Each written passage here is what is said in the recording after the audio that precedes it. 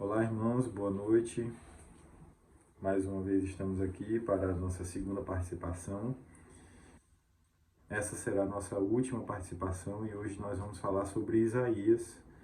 Nós não vamos, assim como ontem, fazer uma exposição específica de um texto, mas nós vamos buscar construir uma ideia olhando para o texto que nós vamos ler como base e também expandindo essa compreensão, falando sobre a história de Isaías, falando sobre as profecias de Isaías, falando evidentemente daquilo que nós vamos ler como texto base, mas eu vou tentar construir uma ideia, tentar construir um pensamento, para que a gente possa aqui atender às necessidades da conferência que nós aqui estamos participando.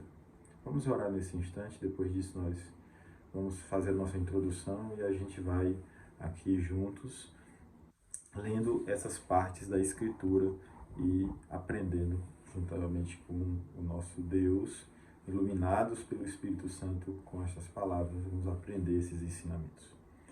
Vamos orar, irmãos. Senhor, nós te agradecemos por este momento junto com os irmãos em Roraima. Os abençoa, Senhor Deus, nesse instante, que eles recebam do Senhor, assim como eu, que gravei antes esta mensagem, que eles recebam do Senhor a bênção do discernimento, a bênção de poder, pelo Teu Espírito, aplicar estas palavras aos seus corações, assim como eu tenho aplicado ao meu. Em nome de Jesus. Amém. Amém. Vamos abrir as nossas Bíblias em Isaías capítulo 7. Eu vou pedir que você, por favor, deixe a sua Bíblia aberta. Nós vamos fazer aqui um pouco diferente de ontem. Nós vamos progredindo nessa história. Eu vou lendo trechos do capítulo 7 e a partir disso que a gente vai lendo, já que uma palestra não é exatamente um sermão, então eu tenho um pouco mais de liberdade de citar certo trecho, de apenas mencionar um outro trecho, mas você com a sua Bíblia aberta aí, você vai poder ler esse capítulo 7 e ter assim uma visão desse todo que eu estou querendo mostrar. Então, a minha palestra hoje, como eu disse, irmãos, ela está concentrada na ideia de que o Senhor Jesus, ele é o Rei de todas as coisas. Mas mesmo assim, ele deixou o seu lugar de glória para habitar entre nós, ainda que continuando o Rei de tudo, soberano de tudo, o Rei de todas as coisas, aquele que tem todas as coisas em suas mãos, que controla por bondade, a partir da sua bondade, com justiça, todas as coisas. Essa é a ideia básica que eu quero aqui desenvolver. E, na sua escolha soberana, ele decidiu que chamaria um profeta para falar à sua própria casa. E o que eu quero dizer com a sua própria casa? Como eu disse aqui antes de nós fazermos a oração, Isaías ele era membro da casa real, ele era membro da família real, ele era da linhagem de Davi, ele fazia parte da família de Davi. E como parte da família de Davi, ele sabia das promessas a respeito desse rei soberano, a respeito desse rei messiânico. Foi a ele revelada essa palavra, a palavra de Deus com relação à manifestação do Senhor Jesus Cristo. É interessante que a gente note aqui, antes que a gente possa ler alguns trechos, que Isaías, quando ele foi chamado por Deus, ele recebeu um chamado para pregar para que as pessoas elas não ouvissem. Basta você ler o capítulo 6. Do capítulo 1 até o capítulo 5, você vai ver que há uma palavra sempre de exortação, que não era necessariamente para criticar ou para se opor a coisas que num primeiro momento você poderia dizer que seriam criticáveis, porque ele critica em muitos pontos a hipocrisia, ir para o culto, mas mesmo assim não realmente prestar um culto agradável a Deus, coisas desse tipo. E chega ao capítulo 6, o chamado dentro da questão literária, ele é revelado ali naquele momento, ele é chamado como um profeta, é dito a ele qual é o conteúdo dessa profecia, e essa profecia seria endereçada, evidentemente, primeiro para os parentes dele, depois seria endereçada a todo Israel. É interessante, queridos, que a gente reflita bem aqui desde já do início. O mundo hoje vive um problema sério, né, com relação ao embate cultural. Todos nós já conhecemos essa história.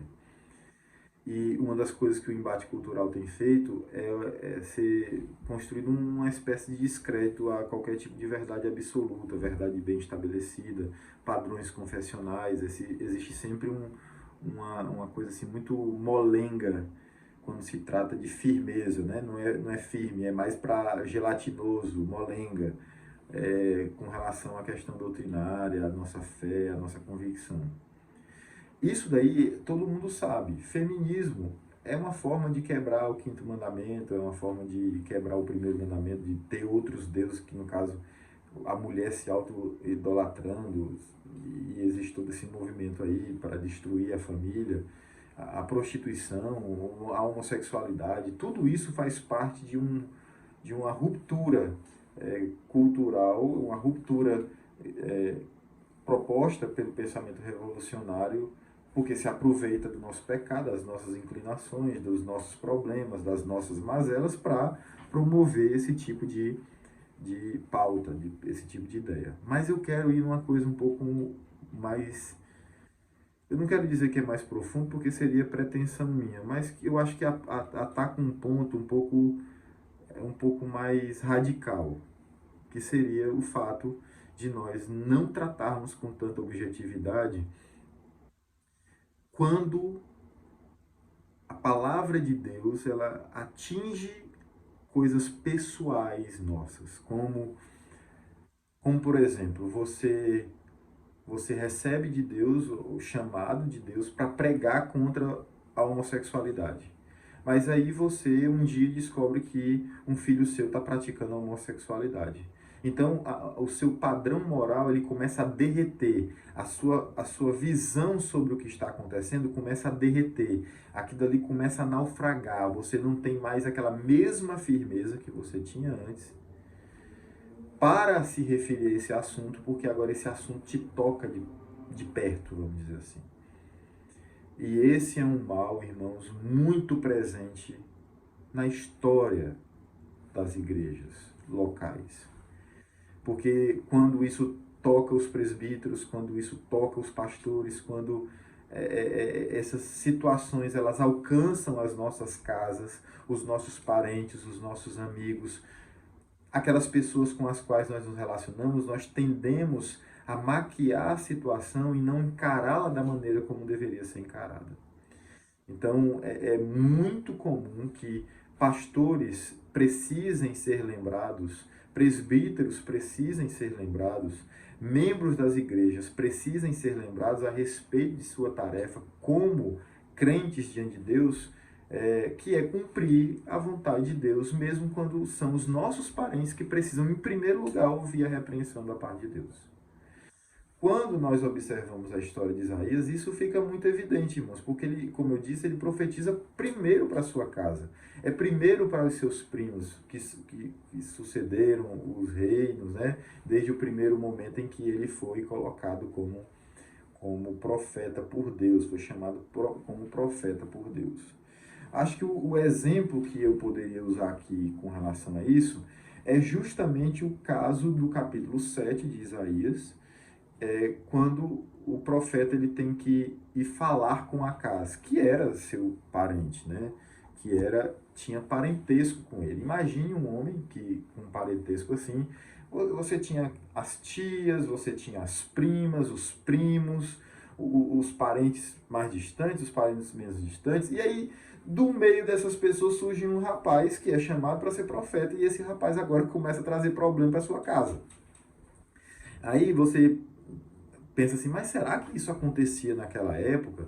Irmãos, a natureza humana é a mesma. Da época de Isaías para cá, as pessoas elas têm uma visão de proteção da família, muitas vezes acima e passando por cima dos erros, coisa que não deveria acontecer. Mas eu fico imaginando assim, não tem aquele parente que é petista, por exemplo, que é esquerdista e chega no churrasco da família, chega no jantar da família e só quer defender o PT, só quer defender o... Aí você imagina uma pessoa dessa no meio de outras pessoas que têm uma consciência cristã. Isso vai ser muito estranho, isso vai ser muito... Você já deve ter tido essa experiência. Pois bem, agora você imagina o contrário. Você tem uma família hipócrita, você tem uma família que vai para o culto só para mostrar que vai para o culto, é só uma aparência. Você se relaciona com aquelas pessoas, assim, achando que está tudo bem, e de repente surge um profeta no meio deles, surge um primo, surge um irmão, surge um filho, surge um sobrinho, que agora está dizendo que se o povo não aprender e voltar para os caminhos de Deus, Deus não vai deixar nada disso barato, que Deus inclusive vai levar para o cativeiro o povo porque está desobedecendo. Então esse é o teor da situação. Uma das questões importantes em Isaías é que Isaías sempre vai trazer essa ideia, olha, vocês ficam dizendo paz, paz, paz, quando não tem paz. Então ele dizia isso, não era só para o povo lá fora, ele dizia isso para os primos dele, para os parentes dele. E ele poderia se aproveitar dessa situação. Ora, não é muito melhor a gente ser amigo do rei? Não é muito melhor a gente ser primo do rei? Não é muito melhor a gente ser um primo e irmão do rei? Não é muito melhor a gente ser um profeta agradável? Um profeta que diz aquilo que ele quer ouvir, que o rei quer ouvir, que o sacerdote quer ouvir? Quando a gente olha a história de Judá separada da história de Israel, isso acontecia. Existia profeta falso profeta, evidentemente, que se vendia. Isaías não foi o único exemplo de profeta que não teve a sua palavra ouvida, mas Jeremias, por exemplo, que chegava para o rei para falar e o rei já nem queria, porque dizia, ele só profetiza coisa contrária a gente.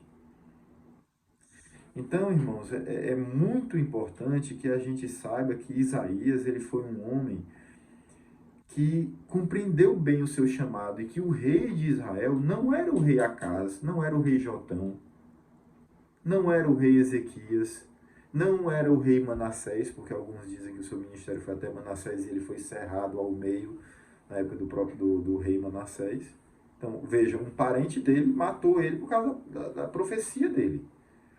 Então, Isaías ele tinha uma ideia de que Cristo era o Senhor, assim como ele continua sendo. Ele é o Senhor da igreja, ele é o Senhor do seu povo e não pode ser negligenciado o seu querer. Não pode ser deixado de lado o seu querer, não pode ser mutretado o seu querer por causa de um parente que precisa ouvir a verdade, um amigo que precisa ouvir a verdade, ou as suas ovelhas que precisam ouvir a verdade da palavra de Deus. Então, observe aí. Isaías foi chamado para profetizar a sua família. Em primeiro lugar, ele foi um profeta dentro da sua casa. E aqui eu quero extrair um outro princípio. Cristianismo, conversão que não alcança o ambiente da família, não houve realmente então conversão, não houve realmente um trabalho do Espírito Santo me fazendo cristão, me fazendo um discípulo de Jesus Cristo. Então, se eu não tenho condições de dentro da minha casa mostrar essa nova vida, que inclusive implica numa negação de si mesmo, perdendo inclusive o bem-querer de seus parentes, se não existe essa postura em nós, e se não existe um bom cristianismo dentro de nossas casas, então a gente nem começa a falar nada sobre pregação, sobre igreja, sobre fazer coisas na igreja, sobre como nós devemos fazer coisas na igreja, porque seria uma pura hipocrisia. Vai para o culto, aquele culto reformado, que não tem uma borda sequer fora do lugar, mas uma vida de desleixo com a disciplina em casa, uma vida de passar a mão na cabeça dos erros dos filhos, de encobrir o erro de esposo da esposa, do filho, da filha, do sobrinho, porque o meu pai é presbítero, porque o meu pai é pastor, porque a minha esposa, o meu esposo é o pastor, o meu esposo é o presbítero, o meu esposo é o diácono, o meu esposo é o homem mais rico da igreja. Então essas pessoas começam a ter um tratamento diferenciado e isso é cobrado da igreja porque falta realmente, acima de tudo, a ideia de que Cristo é o Senhor Messias da igreja, o rei messiânico da igreja, independente da época. Então, debaixo dele, todos nós estamos. E a prova disso é que, quando você olha aqui o capítulo 1, versículo 7 de Isaías, fala justamente isso, né? Sucedeu nos dias de Acás, filho de Jotão, filho de Uzias, rei de Judá, que Rezim, rei da Síria, e Peca, filho de Remalias, rei de Israel, subiram a Jerusalém para pelejarem contra ela, porém não prevaleceram contra ela. Então, questões lá das guerras, dos problemas que existiam entre sul e norte, nós daqui a pouco voltaremos a esse ponto. Versículo 2: o coração que duvida do Senhor agora começa a ser apresentado. Deu-se aviso à casa de Davi.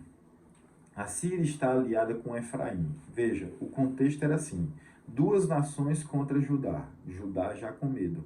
E Acaz já temendo por esse conluio, essa quadrilha, vamos dizer assim. Esse ajuntamento entre esses dois reis contra o sul. Aí, isso chega ao conhecimento de Acaz, né? Claro, evidentemente, que a Síria tinha se aliado com Efraim. Então ficou agitado o coração de Acaz e o coração do seu povo.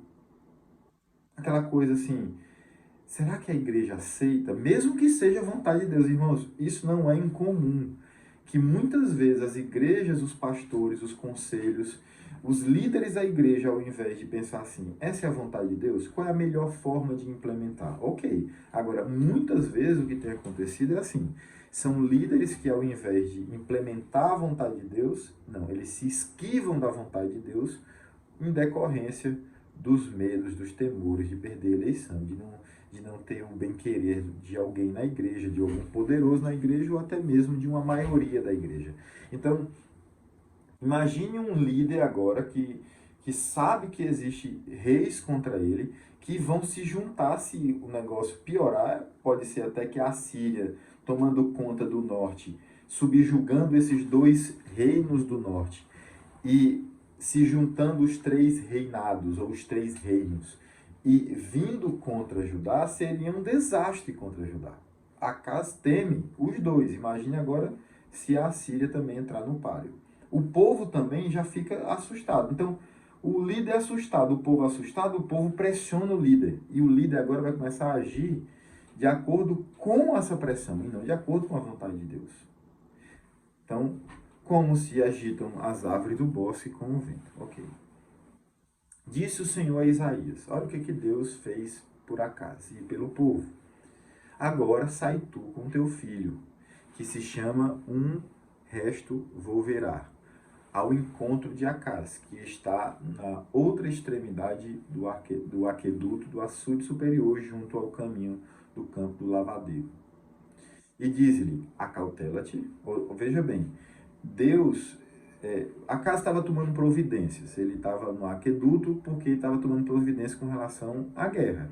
Então ele estava se cercando da certeza de que ia haver abastecimento de água, ele estava fortalecendo as muralhas, ele tinha conselheiros, e acredito eu que até outros tipos de pessoas que diziam falar em nome de Deus, todas aconselhando Acaz. Acaz foi aconselhado a ir buscar ajuda com a Síria e fazer um pacto com a Síria.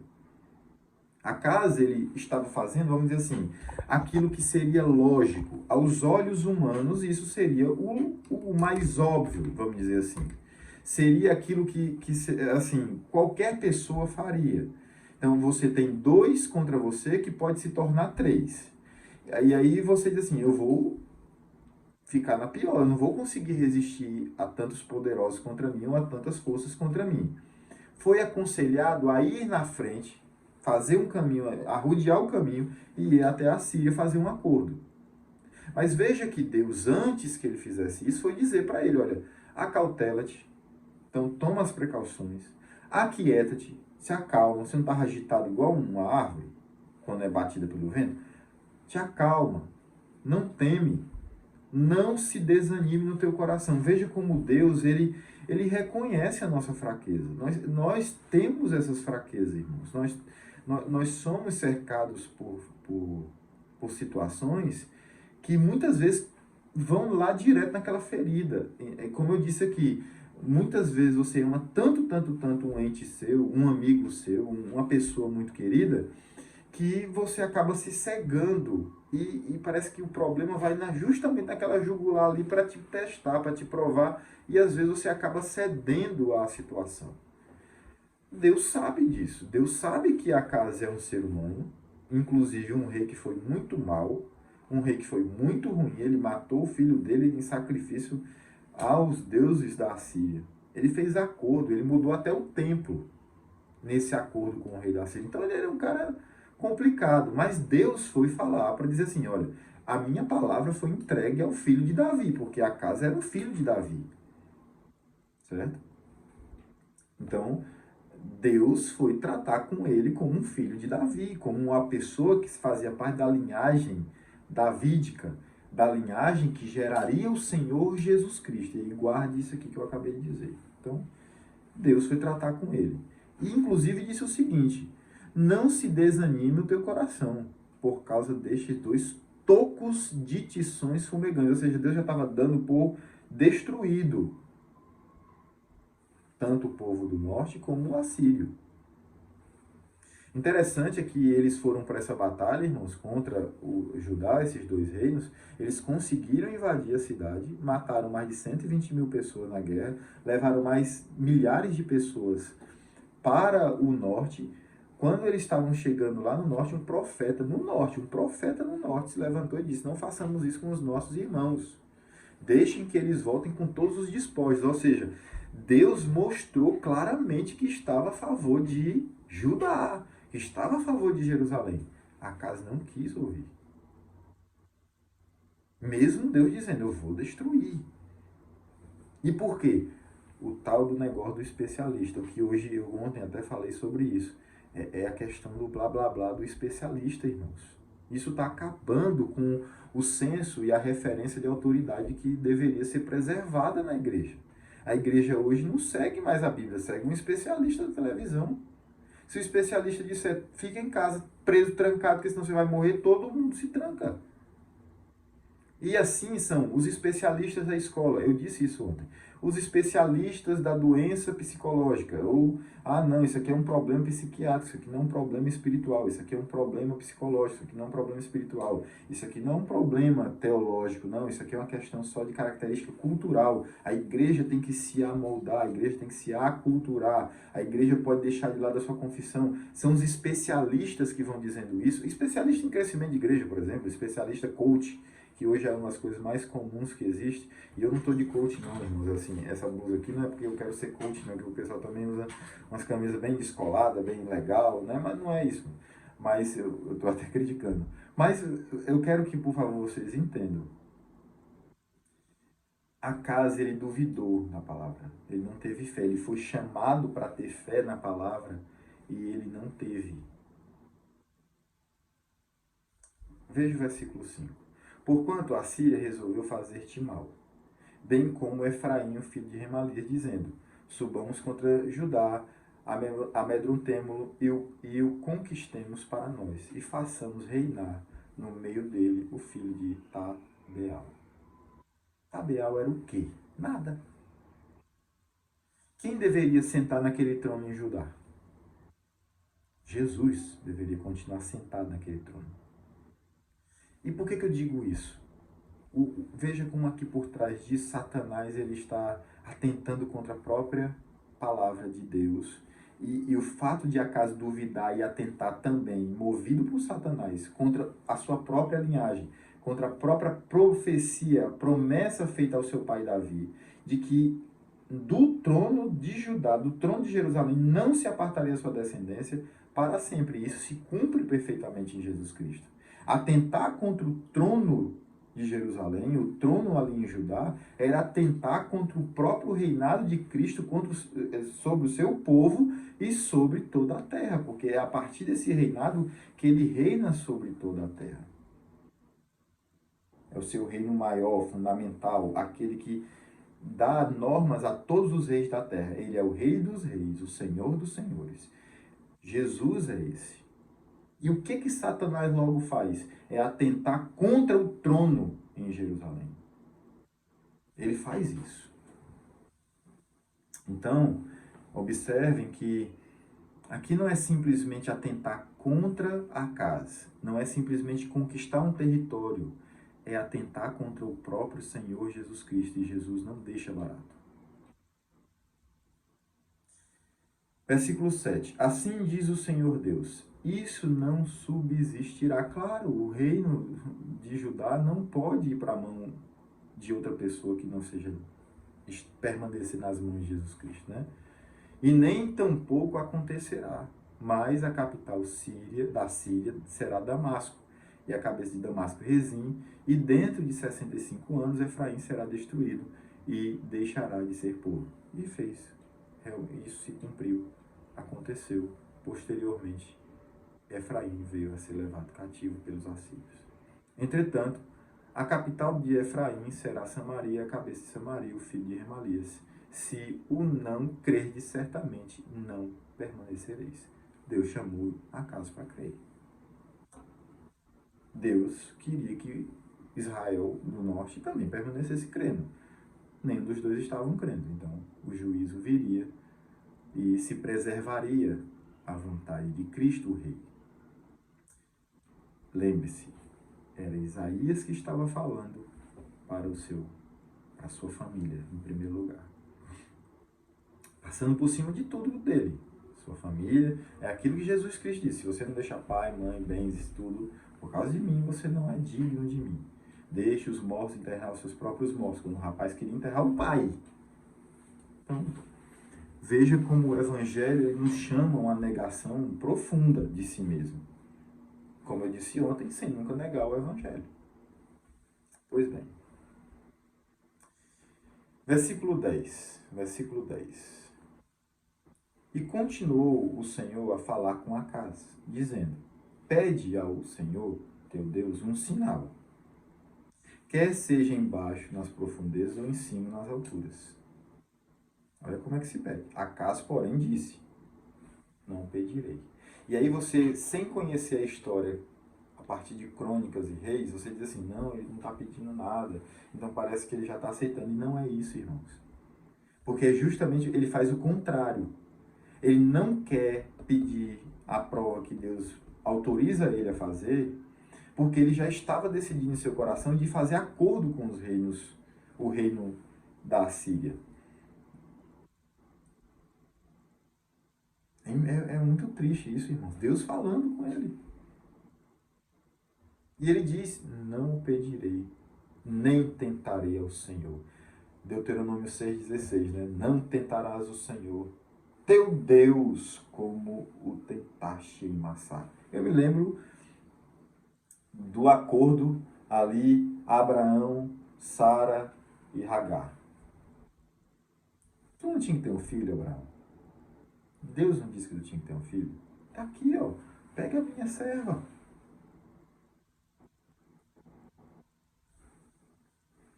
Usando a palavra de Deus, isso aí, se eu não me engano, eu aprendi isso com o reverendo Augusto. Eu não sei se foi com ele, mas essa frase é muito conhecida. A mãe de todas as heresias é a hermenêutica, não é a Bíblia. Veja a hermenêutica aqui. Acaso um homem ímpio, um homem cheio de problemas, cita até a Bíblia, desconjuntadamente, descontextualizadamente, cita até a Bíblia para justificar suas decisões erradas, contrárias à palavra de Deus. Como eu disse ontem, Paulo, no meio de um barco, ele diz: não vamos, Deus não quer que vá. O povo diz: consultemos aos especialistas. Foram ao piloto e ao mestre do navio, né, o centurião. O que foi que eles decidiram com base não na palavra de Deus, mas na palavra dos especialistas? Vamos continuar mesmo, vamos seguir viagem. E aconteceu aquilo que Paulo disse. Lá no meio da tempestade, eles acreditaram. Veja, O ímpio não aceita a palavra de Deus, ele questiona, ele dá um arrodeio na palavra de Deus. E esse é um perigo tremendo da nossa cultura hoje, irmãos.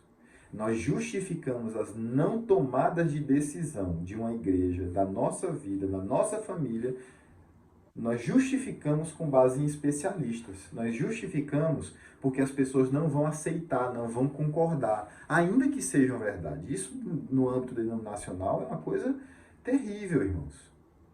Porque cada vez mais nós estamos vendo decisões sendo tomadas que contrariam padrões de fé da nossa igreja, que contrariam padrões teológicos históricos da fé reformada, em nome de conciliações, de acordos, em nome de manter a igreja cheia, em nome de fazer a igreja crescer, mesmo que isso prejudique a igreja espiritualmente. Porque se Deus não nos abençoa, o que adianta ter a bênção dos homens, o bem-querer dos homens, o elogio dos homens? Igrejas cheias de quê? De crentes ou de pessoas apenas convencidas de que aquele lugar ali é um lugar bom para criar sua família? Quando conveniente, concorda com Deus, e quando não conveniente, não concorda com Deus.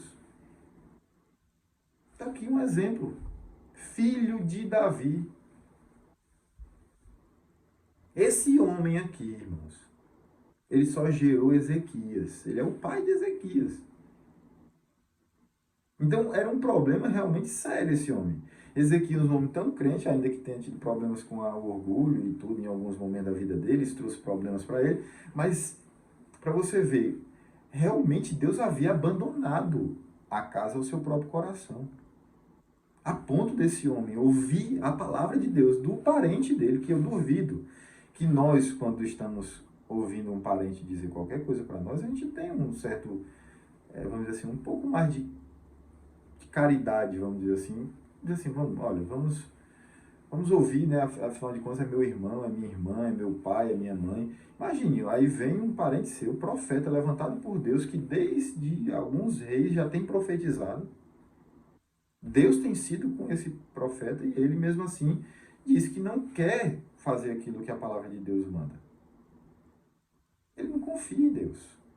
Por isso que o versículo 3 já começa. Ouvi agora, ó casa de Davi. Veja, casa de Davi, os parentes dele. Acaso não vos basta fadigardes os homens? Mas ainda fatigais também ao meu Deus? Vocês estão cansando. Agora, não só cansam os homens, não só fadigam os homens, não só desgastam os homens. Vocês agora estão se levantando contra o próprio Deus e cansando Deus com esses seus blá blá blás e essas suas justificativas. Esses especialistas, acaso, que ficam te dizendo para ir fazer um acordo, para tu sacrificar os teus próprios filhos, atentando contra a linhagem santa.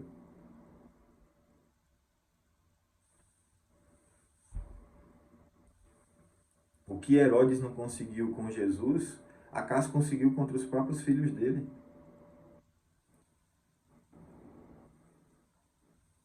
Essa é uma sina dos homens. Deus criou Adão e Eva. Quando Adão foi criado, Deus disse a Adão, é assim, ó. Não faça assim. Não toque nisso aqui. Não foi não toque, não coma. A mulher já foi logo criando negócio, não toque, não coma, não chega perto, não sei o quê. Ela foi inventando coisa e descumprindo até o que estava inventando. Porque o legalista é assim, né? O legalista, ele nega a Bíblia e cria uma regra que ele consiga cumprir. Mas aí, se ele quiser descumprir, porque fui eu que inventei mesmo, por que eu não vou descumprir? A palavra de Deus era clara. Adão estava ao lado de Eva e mesmo assim deixou acontecer. Caim matou Abel. Deus foi falar com Caim, irmãos, dizendo, meu filho, para que você está fazendo isso? Não pense isso. E ele foi lá e ainda matou. Depois disso, olha, não mistura essa linhagem com essa linhagem. Os caras foram lá e se misturaram. Noé pregou em construir aquele barco. No final das contas, só a família dele estava lá dentro. Desceram de dentro do barco, ao invés de santificar a vida, já foram logo cometendo besteira. Um se embriagando e o outro foi descobrir a vergonha do pai. Foi logo amaldiçoado, os cananitas. Filhos de Cão. Abraão sabia que não podia sei de outra maneira, a não sei com Sara que a descendência dele ia vir. Mas ele distorceu a Bíblia, ouvindo a mulher, e aí foi, fez. A palavra de Deus, muitas vezes, irmãos, é só mais uma das vozes. Não é a voz. É uma das vozes que ressoa nos corações hoje, dentro das igrejas. E isso é uma lástima. Isso é realmente deplorável. Qual é a solução para isso? A solução é Cristo. Ele já veio, já disse. Eu sei que as pessoas, elas hoje falam do sermão cristocêntrico, fazendo uma aplicação que quase que exclui o nosso dever de amar a Jesus. E, irmãos, desculpe a sinceridade, eu acho que posso até ser mal compreendido, na live os irmãos podem até me perguntar sobre isso, mas eu acho um exagero esse negócio de você querer, quando prega, mostrar só Cristo cumprindo a sua própria exigência por nós. E isso é verdade. Mas e aquele versículozinho lá do capítulo 14 de João que disse: aquele que tem os meus mandamentos e os guarda, este é o que me ama. Jesus é a solução. Jesus já pagou o preço pelos nossos pecados. Nos deu um privilégio maior do que na antiga aliança. Nós temos mais poder do Espírito. Promessa de Ezequiel, melhor dizendo, profeta Ezequiel. A nossa confissão de fé, inclusive, fala sobre isso, citando o texto de Ezequiel. Nós temos um privilégio maior, de uma medida maior do Espírito, para cumprir a vontade de Deus, como Jesus Cristo disse que seria a nossa demonstração de amor frente à solução que Ele trouxe para os nossos pecados.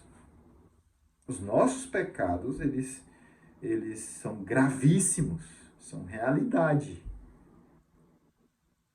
Versículo 14, contudo, diz que essa gravidade fez com que o Senhor Jesus Cristo tomasse a atitude de maior humilhação, que era encarnar. Eis que a Virgem conceberá e dará à luz um filho, e lhe chamará Emanuel. Paz, paz, paz, quando não há paz. Porque a paz verdadeira é Deus entre nós. É Deus presente. Essa é a verdadeira solução para os nossos problemas. Qual é o sinal de que Deus está no nosso meio?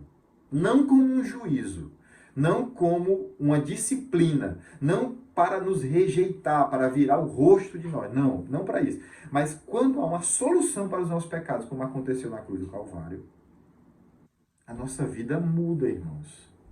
Porque ela é transformada, ela é convertida de um estado de pecaminosidade para o estado de santificação, depois de havermos sido justificados, depois do chamado eficaz. Ora, se a solução é Deus entre nós, se Jesus Cristo, ele encarnou e está entre nós, Jesus, ele está entre nós pelo Espírito Santo.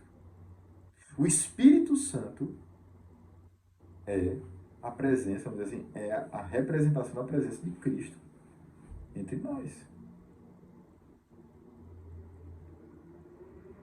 Ora, irmãos, então por que nós não vamos amar a palavra de Deus e responder com fé?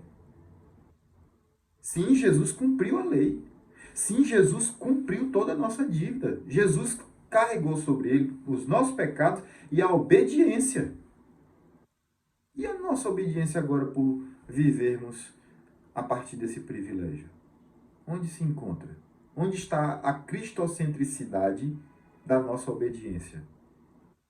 Onde está aquilo que a nossa confissão de fé nos colocou, os nossos pais puritanos nos colocaram, os reformadores de primeira e segunda geração nos colocaram, que é obedecer à palavra de Deus. Nós somos chamados à obediência. Cristo já pagou? Pagou, mas ele pagou para que a gente vivesse uma vida de justiça e não para fazer, no momento da aplicação, uma retirada de responsabilidade de nós. Diga, obedecer a sua palavra.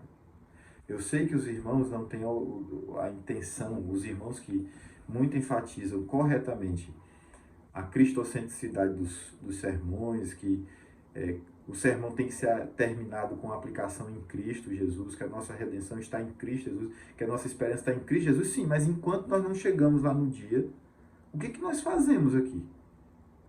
Em Cristo Jesus, porque a nossa obediência é em Cristo Jesus pelo poder do Espírito Santo.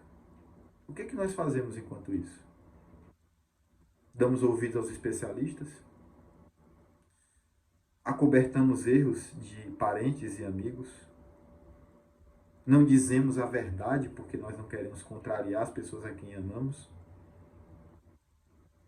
Nós deixamos de falar a verdade por causa da do nosso bem-querer, da nossa forma de encarar a solução dos problemas, que não é a mesma forma como Deus soluciona e resolve os nossos problemas com o pecado, porque se Deus fosse ficar dizendo, não, vai ficar tudo bem, isso vai se resolver, o tempo passa e as pessoas mudam por si mesmas, é quase que uma crença nisso. Sendo que foi o contrário, Jesus Cristo veio ao mundo para pagar pecado de pessoas que não queriam se consertar, e são consertadas independente de seu querer, de suas vontades.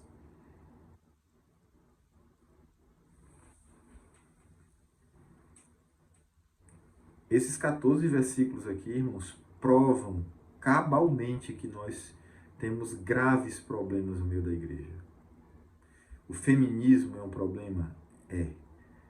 O comunismo é um problema? É. O socialismo é um problema? É. O progressismo libertário ou libertarianismo ou o anarcocapitalismo, o conservadorismo secular é um problema dentro da igreja? É, porque nós somos cristãos reformados, puritanos, porque somos presbiterianos, então presbiteriano e puritano é sinônimo. Nós temos uma confissão de fé, nós temos doutrinas, fundamentações morais, éticas, etc., para as nossas vidas e que elas precisam ser preservadas, não entradas em acordo. Mas a mensagem desse mundo é: nós precisamos de conciliação.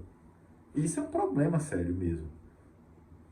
Mas pior mesmo, no meu modo de ver, de forma mais radical ainda, do que simplesmente combater o secularismo que está distante de nós, eu acho que muito pior é combater, e é muito mais difícil, é muito mais complicado combater o secularismo que é eivado de versículo bíblico, que é eivado de declarações de não, eu amo meu irmão, ele é muito meu amigo, ou então são os meus parentes, ou então são meus amigos, eu tenho que amar a minha esposa, eu tenho que obedecer o meu marido, nas coisas que não deveriam ser, não procederiam. Uma outra questão que eu gostaria de destacar também é que, para nós pastores, essa forma como Isaías resolveu profetizar para a sua própria família, ela não nasce da vontade dele simplesmente. Não é uma iniciativa dele simplesmente. E é essa a maior responsabilidade. Porque nenhum de nós aqui fomos chamados para fazer do nosso jeito. O culto não é do nosso jeito. Não é o princípio regulador do culto? Está lá na nossa confissão de fé. Então, você tem um princípio regulador de culto. Você tem lá nesse princípio como é que canta. Você tem nesse princípio quem é que prega. Você tem nesse princípio como é que deve ser a nossa postura diante desse culto e no decorrer desse culto. Você tem uma ordem de supervisionar o povo de Deus, de exortar o povo de Deus. Você tem um jeito de pregar, que é a própria Escritura, que vai te dar as balizas, ele vai te dar a direção dessa pregação. Então, Você tem tudo isso. Para onde é que sobra, por onde é que se escapa uma solução para fazer um ministério, tanto de presbítero como de pastor, que seja de acordo com uma invenção desses líderes? Essa coisa de homens extremamente acadêmicos, que não têm nada com a igreja, que não têm relacionamento com a igreja, que vivem de viagem. O que eu quero dizer vivem de viagem é o seguinte: não tem compromisso com nenhuma igreja, ele não frequenta a igreja, todo domingo ele está numa igreja diferente. Ou então ele é um homem tão acadêmico que ele passa a semana na academia e no domingo ele vai ali e cumpre uma tarefa de pastor pregando um sermão que muitas vezes nem aplicação direito tem, porque ele não conhece a realidade da igreja e quando conhece, não tem coragem de confrontar essa realidade. Para que evangelho nós estamos caminhando dentro da igreja? Para um evangelho somente existencial. Essa negligência pastoral, essa negligência dos conselhos, que não são todos, evidentemente, isso daí é uma parte talvez insignificante, e eu não estou falando aqui da igreja presbiteriana como um todo, eu estou falando do ciclo reformado, daquele que é confessional mesmo, que muitas vezes preserva as partes externas, mas estão negligenciando aquilo que é fundamental, que é negar-se a si mesmo e fazer as coisas da maneira como Deus quer que se faça em Cristo Jesus, nosso Senhor. Ele nos deu o exemplo de que podemos obedecer. Eu venci o mundo, vocês também podem vencer. Aquele que me ama obedece aos meus mandamentos. Então, nós estamos realmente precisando refletir sobre isso. Nós precisamos analisar como é que foi a vida do apóstolo Paulo, um homem que negava a si mesmo, mas nunca negava o evangelho. E agora nós acabamos de analisar Isaías, um homem que foi levantado para profetizar a própria família dele. Você tem coragem de realmente profetizar para a sua família? Quando o pastor prega lá presbítero, quando o pastor prega lá diácono, meu irmão da igreja, quando o pastor está pregando uma coisa lá e ele toca num filho seu, quando ele toca na sua esposa, quando toca na sua filha, numa sobrinha, na sua mãe, quando acontece isso, como é que você reage a isso? Você reage dizendo que isso não é bom para a igreja, que isso não vai fazer a igreja crescer? Ou você, né, porque isso tudo são justificativos, que no final das contas você não quer que seja, a sua vida seja incomodada. Pastores, você deixa de falar por causa disso? Então, são vias de mão dupla. Eu espero, irmãos, que a gente tome a coragem que Deus mandou a Acais ter. Veja, olha como ele diz aí, né? Versículo, deixa eu voltar aqui um pouquinho, versículo 4. Acautela-te. Então, toma cuidado, vai lá, faz toda a preparação que precisa fazer. Aquieta-te, não temas, nem se desanime. Faz o que eu estou dizendo. Acas não fez.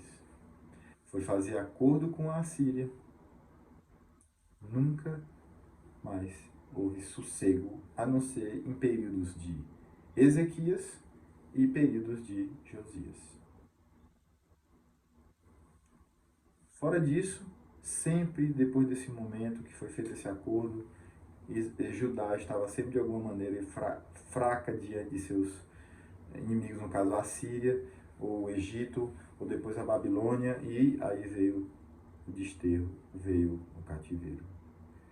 Se a gente confiar em Jesus Cristo, sabendo que Ele é o rei da igreja, Ele é a solução para a igreja, nós vamos descansar e fazer do jeito que Ele quer o ministério.